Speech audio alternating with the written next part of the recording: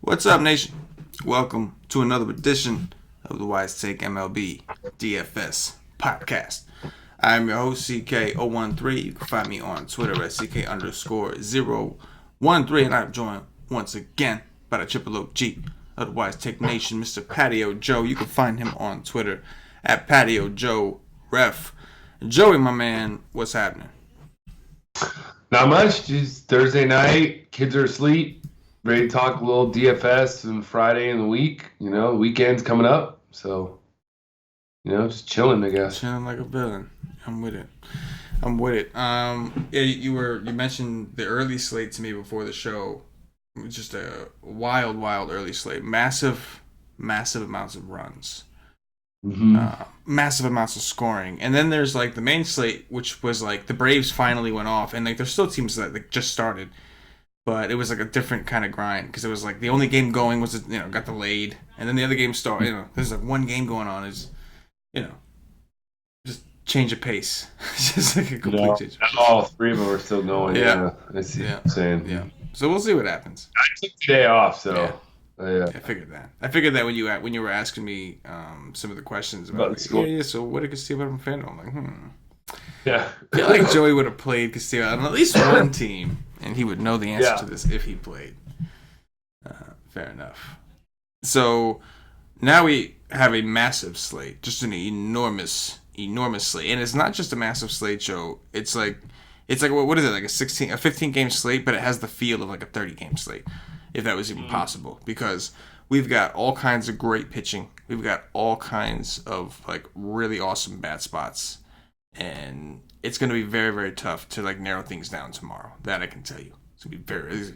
I would imagine it's going to be one of the more higher scoring slates, right? Like there's just so many combinations.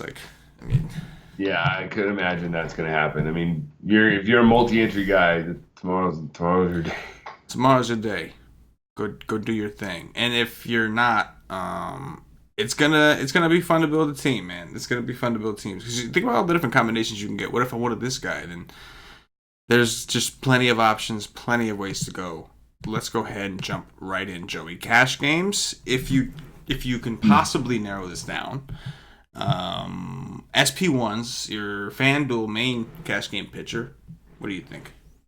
I mean, first look, if you can fit in DeGrom, you have to. He's 12K. He's coming off of two performances already against the Marlins. Last start, he had a 52, I think, on FanDuel, 7 innings, 5 hits, 8 strikeouts, 1 earned run, and then his second start of the year, 7 innings, 14 strikeouts, put up a 73. This time, though, it's 12K, so you really got to be able to – there better be some value that's going to open up somewhere. If I was kind of looking to go down a little ways, probably the next guy on FanDuel I might stop and take a look at would be Jordan Lyles. Strictly on a matchup fact, you're facing the Padres, who just don't hit righties very well, so I would take a look at him. And then – Frankie Montas, I'd also take a look at him just because another matchup based on the Tigers, who don't hit righties very well. So those are the 3 guys right off the bat I would look for. The other 2 guys up top, I don't feel like, Scherzer against the Cubs at home is fine, but he's 10-8, and I don't know if I'd really go there. And then Cole against Boston in Boston, I don't want to pitch Cole tomorrow. I'd rather go against the Porcello tomorrow or something like that. But I'm not really into that. And then Martin Perez, we've already talked about him, so I don't think I'm doing.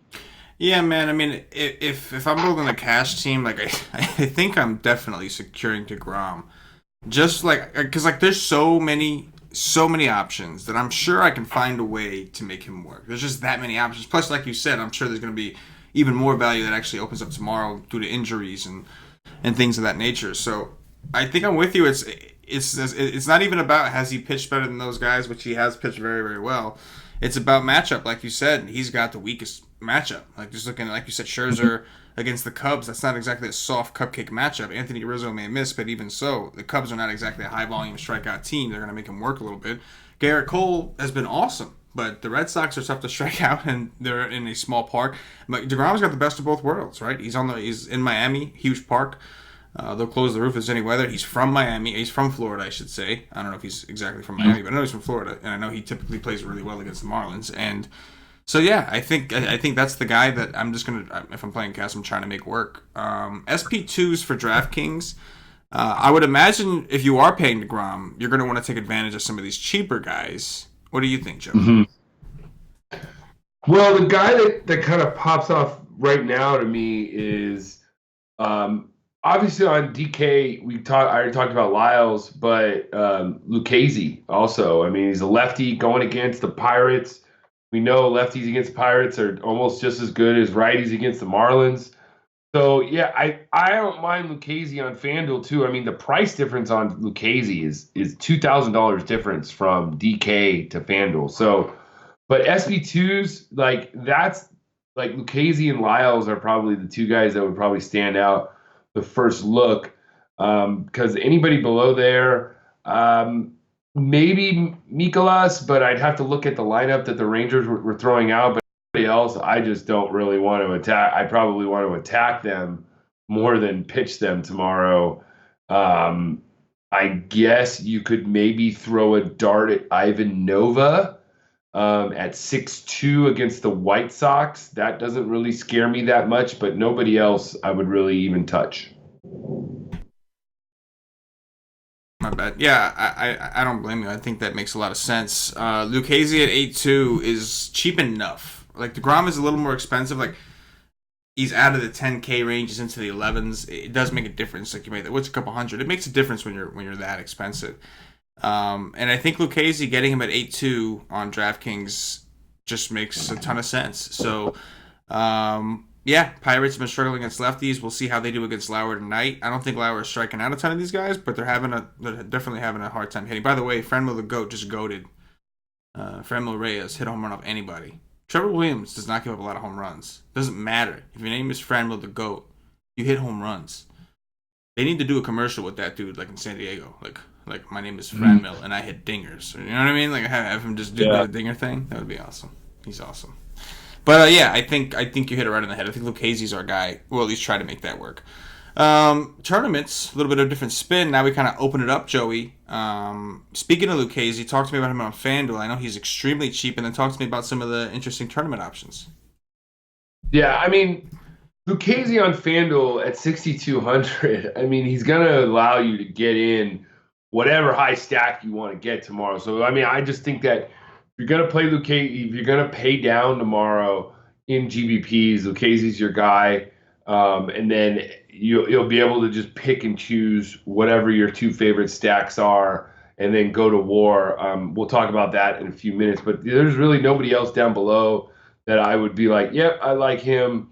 Maybe if I'm looking in the sort of not even the mid-range level, I'll go back up to the top, but the two guys that I'll talk about at the top, Scherzer, I think kind of definitely like interests me a little bit just because we're not going to have Rizzo in that lineup. So there's only going to be so many. Oh, Rizzo is in the lineup actually tomorrow, but there's not going to be that many lefties.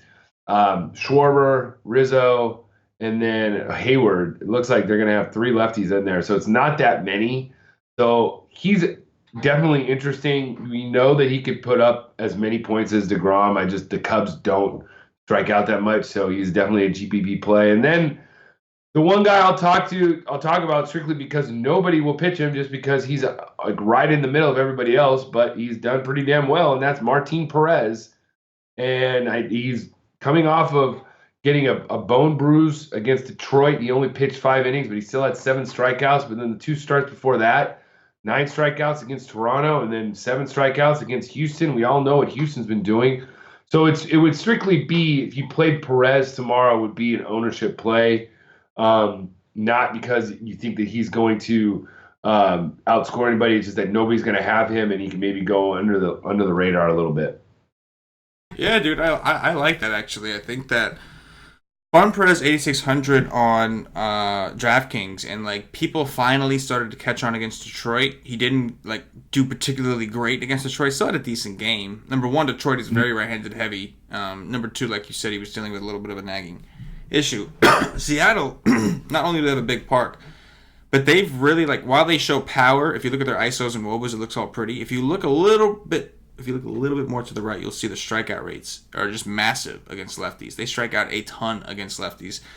And I do believe that I have no choice but to believe that Martin Perez is just much improved. We did see Minor kind of have a hiccup against the Royals, and that's the second against the Astros. He didn't get beat up, but he didn't look like awesome. And then against the Royals, a team that has struggled against lefties, he didn't look awesome in his last start. So we're starting to see Martin Perez. Let's see if what he's doing is real or not. If not, now's around the time. But I think that he falls into a nice situation against Seattle, a nice park against a team that has struggled against lefties. We've seen a lot of lefties come in here to strike a ton of these dudes out. So I like that call. You know, that's the thing. Like, as great as it is up top, there's just like John Gray at 8,500 against Philly. Interesting for tournaments. Now, some of these options that we're discussing may not be the ideal route. And if you're doing like one or two or three teams in a tournament, like you're probably going to want to secure one of those higher upside guys. But if you do have multiple teams, like you could really have fun with some of these combinations, man.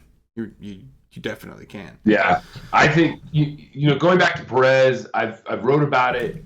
He's throwing his cutter a ton more, and he's hitting like 95, 96 on the gun. So that's why he's been more successful this year. But the guy also, I think in tournaments you have to look at, maybe it's Frankie Montas. He's 8,800 on DK. He's right around that same price in that range there. Well, people might go to Lucchesi or Lyles, with a little bit more safer. But Montas is facing these Tigers who are third in strikeouts against righties. We all know that you can attack them, and they're probably also going to get the win, too, because the Tigers are just a bad team right now. And Daniel Norris is throwing, so I could see him getting a good W and stuff like that. And Montas is definitely on the short list tomorrow. What do you think about him? You know, I don't hate Montas. I just worry about the strikeout upside. I'm looking at things from a DraftKings perspective, and he's 8.8 over here. So, like, he's pretty close. Like, at this point, I'm going over some guys that, just, in my opinion, have maybe tougher matchups, but higher strikeout upside. You know, like John Gray. Or even like, who's the guy we were just talking about?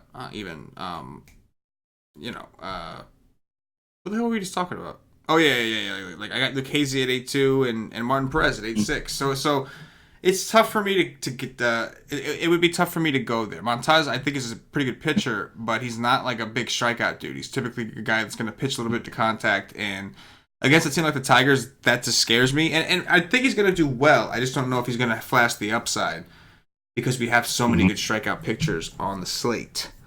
One guy I'll say for DraftKings, and you can actually tell me how much he is on FanDuel, but I don't hate the idea of Trevor Richards against the Mets tomorrow on the other side of that DeGrom game. Like, same park, obviously. Conforto and McNeil both left the game today with injury. So we're going to see, like, Lagares and Todd Frazier, who they've been trying desperately not to play. And, like, really the only threatening bat, like, Nimmo might have to lead off just because they don't have anybody else, and the reason he was bumped down to 6th and 7th is because he was struggling so bad. So you got Robinson Cano, who had a good game today, but he's been in a pretty bad slump and struggling. You've got Brandon Nimmo, who's been struggling all season. You got Juan Lagares playing. You've got Rosario, like Frazier. It's just not intimidating, and it's a huge park. So Richards is typically a reverse splits guy, so that may like work in the Mets' favor because they're gonna have so many righties. All their lefty bats are hurt. But he's only 7,200 on DraftKings, so he's going to be someone I'm going to want to look into tomorrow. How much is he on FanDuel? I was curious. He's 6,400 on FanDuel. Yeah, but you're still not playing him over like Lucchesi, like. No, you know but I mean? Like, might be a pivot though. He's going to be lower owned than Lucchesi, so yeah. But like so, like, do you really think Lucchesi is going to be that popular? I mean, he'll be the popular cheap choice, but I feel like most people are going to go with the studs up top. Like most people on FanDuel, they're going to be like, nah, f this. I'm going with the DeGroms, the Scherzers, or even getting past like the Montases and those guys. You know, It all just depends on what value opens up and stuff like that. This I is think, true. and with the Met, like he already threw against the Mets once this year. He threw 6 innings, 7 strikeouts, Right. 3 runs. He had one of his best starts. So and he's going to see a worse lineup than he did that day. Yeah, if that's possible. So, yeah. So it's definitely. I can't say it's a bad option. When you're throwing darts and GPPs like that, and especially if you want to fit in big stacks, I don't mind it at all. Yeah, for sure. Let's talk about some bats, Joe. There's obviously a lot of pitchers we could keep discussing, but there's a ton of bats also, so we'll try to get to that. I mean, we have a lot of teams with some really high totals. We have the Yankees on a main slate. It feels like it's been a while since they've been on a main slate. But we got Houston against Boston in Boston. We've got Colorado and Philly. We got the Dodgers, your boys, playing against a guy is pitching very well this year, but is known for struggling against lefties in the bandbox of Cincinnati. With like 84-degree temperatures and 55% humidity. We got the Indians against Dylan Bundy. There's just a ton of offense on this slate. A ton of 5-run totals. Does any one of these guys or things stand out to you though? I mean, right off the bat, if I had to pick, the Astros against Porcello, they have some good BVP against them, so I really like that. The Dodgers, as you said, against DeSclafani, these lefty bats in that bandbox. I just, you got to look at that. A's against Norris, I like, but the team right now that I'm looking at is the Diamondbacks against the Giants and Samardzija. They're hot, and they're, especially if Peralta plays, I like him a little more, but Escobar is playing just as good as anybody else right now. But right now, I like the D-backs. But there's so many other teams we could talk about. I mean, I even said I like the Royals and the Angels tomorrow. That game alone could be some fireworks. The Angels got a 5.3 run total tomorrow, and that's one of the highest on the slate right now. Let me see. Yeah, I mean, the Angels have the highest run total on the slate right now. It's crazy, but you know what? They've been hot. They've been putting up runs on a regular basis. It's been for a while. The Royals did not play well today, but they've been hot in general. That game total in general has a high total. And it's Matt Harvey on the hill against Brad Keller. And, people are going to have to make those decisions. There's so many good offenses on the slate. And you better believe the Angels-Royals game is going to be one that most people are crossing off. They're not going there. Not over some of the other stuff we have on the slate. Like, looking at the Angels and, compare them to some of the other 5-run projected teams, and they are the least popular by far. Even though La Stella is having a steroid breakout year, even though Ohtani is back in full effect, and Albert Pujols is having somewhat of a resurgence, not even with home runs, just in general, just getting hits and getting on base. They're playing really well, and nobody's going to go there.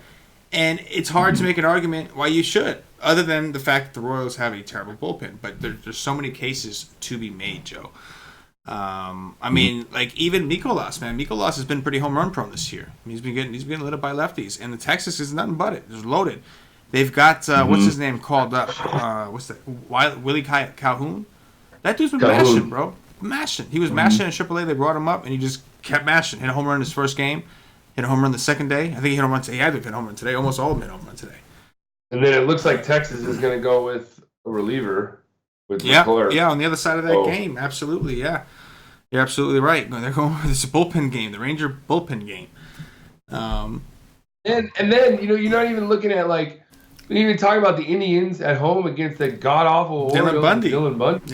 Yep, terrible bullpen. What I'm saying, and the Indians put up massive runs today. I was telling you, them and the Oakland A's. Oakland A's, another 5-run total team that nobody's looking at. That you're just not going to go there. Not when you have Houston in Boston against Porcello, or the Dodgers against DeSclafani in this stadium. There's just so many ways. So ownership, I don't think is going to be a big problem, because while it's it's going to be so spread out that it's just not going to be an issue. So you'll be able to play whoever the guys you think are in the best matchups, and I think you play the guys that have the most upside. You want home run hitting teams against home run prone pitchers. Look into the bullpens. Find out what bullpens give you the most home runs. Look at the weather. Find out what weather conditions give you the best opportunity for home runs. And you just take where the home runs is going to be at. You find where the home runs are going to be and you go meet them. You stalk them. You know what I'm saying? You stalk the home runs. And you just take that. Home runs per 9. That's what I basically look at. You know what I'm saying? Like it's, yeah. Racks on racks on racks. That's what the kids say. Sevens on sevens. Sevens on sevens around here, yep. But yeah, it really is just a massive slate. I'm curious to see, like, we'll get to that. But, you know, not just the 5-run total offenses, but, like, not for nothing, but some of these offenses that are projected, like we talked about the Royals, 4.3 projected run total. The Rockies have a 4.4 projected run total. They're going against this kid, Cole Irvin, who has 0 strikeout upside. If you go look at what he was doing in the minors. If you look at his numbers on FanGraphs, like, you see, like, that regression would have bit him in the ass had he stayed down there. But his ERA was low. XFIP, not so low. And he's going against the Rockies, who just saw some really tough lefties. Really tough. Erod and Sale. And they're going to see this kid in Philadelphia. I cannot believe they're underdogs. I will be betting on the Rockies tomorrow. I cannot believe. And I understand Philly's offense is technically better, but I can't believe John Gray is that much of an underdog to Philly. I'm shocked. And maybe I'll eat those words, but that looks surprising to me. I mean, probably the team that's going to score the most runs is going to be not one of the teams that have the highest runs. Yeah, that's how it goes, right? Like, that's like, you always got to, it'll be, oh man, whoever had the White Sox. Yeah, exactly. Won the slate. Those damn White Sox. Yep. Yeah. Max Fried. The one thing everybody says, and at least it's not the Giants. Yeah. No. There you go. Absolutely. There's going to be a ton of ways to go. All right, Joe. We're not going to sit here and just discuss every possible. No. We beat her all day. So let's go ahead and do the cash game core, the top threes. We have an idea of what we're looking at here, and then we'll have to start digging in tonight in order to finish by tomorrow. So, before we do that, I got to remind everybody, if you haven't already, check us out at ysake.com. Make sure you get over there. We did have a member this morning in the early slate. One of our members, Bam, did win. I think he won like $2,000 or something like that on the early. Of like $36 on DraftKings, won like $2,000. So. That was pretty awesome. Shout out to you. Shout out to the nation. That's what we do. Gloriousness in a can. But check us out, ysake.com. You get access to all of our content for 1 day with a day pass. All MLB content, I should say, with a day pass. So you get access to the cash game articles, tournament articles, projections, any other articles we do or strategy sessions we may do that day. The Y stream, a show we do 2 hours before lock, Canha cheat sheets. There's all of it. You'll get all of it. The only thing you don't get is the Slack chat. Slack chat is for monthly members or higher. I do recommend, once you try the day pass and you see what the content is and you see how we can help you, I do recommend that you sign up for a monthly membership or higher to save some money, and also to get into our Slack chat, because it really is pretty clutch to get in there, mix it up with the members, some of the analysts, and just kind of, perfect your craft, so to speak. Grind it out. Anyway, top cash game core, Joey. So DeGrom, we'll try. Yeah, DeGrom is the way to go. All right. I think for sure. DeGrom, Lucchesi on DraftKings. Who's the stud, Joe? It's really tough right now. It is. Who's the stud? It is. Who are we gonna pick out of all of them? I'll probably just go I'm gonna go with Springer. Ram Springer. By the way, Jason Kipnis hit 2 home. Why are the Indians so ridiculously cheap against Dylan Bundy? Dude. Yeah. Lindor is 4.5 and J-Ram is 4.3 on DraftKings. Carlos Gonzalez is 3.3. Kipnis is 3.3. Yeah. He had 2 home runs today. What the hell? Anyway, my bad. I got psyched. You know what? I'll change that. Let's change it to Bellinger. All right, cool. Bellinger. I'm down with that. Cody Bellinger. Yeah. Let's do it. Belly, goat. Who's the value on FanDuel? I'm going to pair him with, let's see. I don't know if I'm going to pair, but let's see. I actually kind of would go with right now off the, I'll say Jonathan VR, 2.9. I'm with it. Over here on DraftKings, we'll go with Kipnis because he's been batting second and he's 3.3 and he hit 2 home runs today. So we'll go with goodness. Top 3 pitchers, Joe. Top 3 pitchers tomorrow. DeGrom, number 1. Number 2 is going to be... Who's going to be the number? That's funny. DeGrom, number 1. Number 2 is going to be Lucchesi, and number 3 will be... I like Montas tomorrow, so I'm going to go Montas. All right. I like it. I will go with Jacob deGrom, number 1. I will go with Joey Lucchesi, number 2, and I'll go with Martin Perez, number 3. Obviously, Martin Perez only making the list as another potential pairing with deGrom. I could have definitely given you a lot much higher SP2s. Anyway, top 3 stacks. You mean we already did? Oh, top 3 stacks. That's right. Top 3 stacks tomorrow. Jesus. Let's narrow it down. Arizona, number 1 for me. Number 2 is going to be the Astros, and number 3, the Dodgers. I will go with Cleveland because of their pricing. I will go with the Rangers against Mikolas, and I will go with the Rockies. I will go with the Rockies. I mean, no. F that. My bad. I totally forgot about the Dodgers. Definitely the Dodgers have to be somewhere in that top 3 against Estefani in that park. Dong Watch. Well, we got somebody in the chat. Will said he played Franmil today because I had him on the Dong Watch last night. Last one. Franmil McMillison. There you go, Will. That's right. Will.i.am Jackson. Yes, sir. We see you. Let's see. I'm gonna go with Bellinger. Obviously, I was the guy locking him in. I'm hoping he's hitting a home run. So yeah, for sure. I'm gonna go with Lindor. All right. My next call will be Mr. Mark Canha, 2-3. Getting jiggy with off it now. The board a little bit. Now you're just getting jiggy over there, Joe. I see you. Yeah. I see you over there. Shredding your stuff. I am going to have to grab a Dodger. I'll go with Max Muncy. Oh, there you go. The Dodgers are ridiculously expensive on DraftKings. Well, for good reason. But anyway. On FanDuel, there's a couple that are quite affordable, so if they play them, they'll be okay. Like Muncy's only 2.8 on FanDuel, and Jock's only 3.1, so that's pretty good, actually. Bellinger, Muncy, and Peterson are all over 5K, or 5K or above. And then Justin Turner's 4.9. Verdugo is 4.4. Verdugo's only 2.8. Seager's 2.9. Seager's cheap. 2.7. So. Seager's cheap. He's only 4.1. Yeah. My last homework call, Freddie Freeman against Chacin tomorrow. Freddie be freebies. I will go with Nolan Arenado against Cole Irvin. There you go. And that is going to do it for the Wise Take DFS podcast. If you're watching on YouTube, please click that thumbs up, that like button, subscribe to the channel. If you're watching on Facebook, give us a like and a share. To support the Wise Take Nation, if you're watching us on Twitch or Twitter, give us a follow, give us a retweet, and if you're listening to us on Podbean or iTunes, give us some 5-star reviews, help us over those charts. Joey, anything in closing before we get out of here? Nah, man, looks like not really much umpiring tomorrow. Looks like it's going to be good for hitters. We'll have to wait and see. For Patio Joe, for myself, the entire Wise Take Nation, as always, good luck. Yeah.